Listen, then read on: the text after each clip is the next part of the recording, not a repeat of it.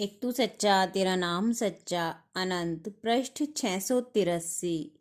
सतपुरुष बाबा full संदे वाले कहते हैं, हे पुत्र, ईश्वर जब स्वयं अपने दास को अपना मार्ग दिखलाता है तभी उसकी गति और स्तुति अध्यात्म होती है।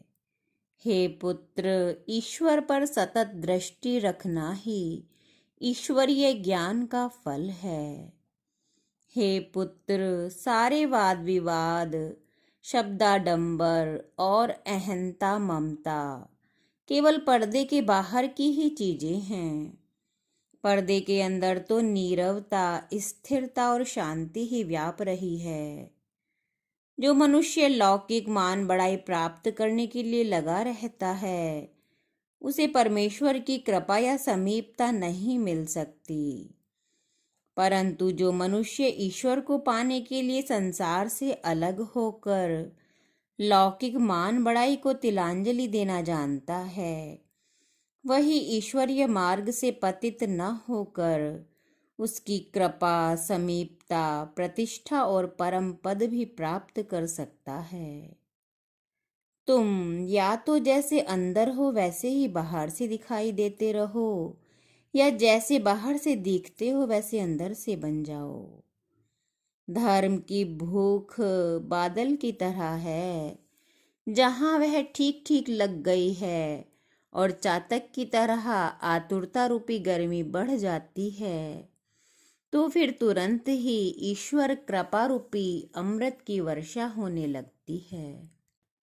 जो मनुष्य अपनी ही शक्ति से ईश्वर को पाना चाहता है, वह तो उल्टा मृत्यु के ही मुख में जा पड़ता है। इस बार ईश्वर ने मुझसे पूछा कि तू क्या चाहता है। मैंने कहा, हे परमेश्वर, तुम्हारी जो इच्छा हो उसी को मैं अपनी इच्छा बनाना चाहता हूँ।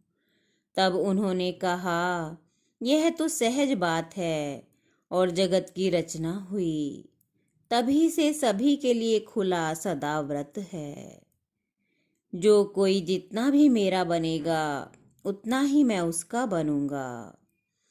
एक बार मैंने ईश्वर से प्रार्थना करी कि तुम्हारे पास कब और किस रास्ते से तुरंत पहुंचा जा सकता है। उन्होंने कहा, यह तो बहुत ही सहज बात है। तू अपने सिर पर उठाए अहंता ममता रूपी मिथ्या अभिमान को नीचे डाल दे तो तुरंत ही मेरे पास पहुंच जाएगा। हे परमेश्वर, यदि मैं नरक के डर से ही तेरी पूजा करता हूँ तो मुझे उस नरक की आग में डाल, और यदि स्वर्ग के लोभ से तेरी सेवा करता हूँ तो वह स्वर्ग का द्वार मेरे लिए बंद कर दे। किंतु यदि मैं तेरी प्राप्ति के लिए ही तेरा पूजन करता हूँ तो तू अपने अपार सुंदर स्वरूप से मुझे वंचित ना रख। एक तू सच्चा तेरा नाम सच्चा।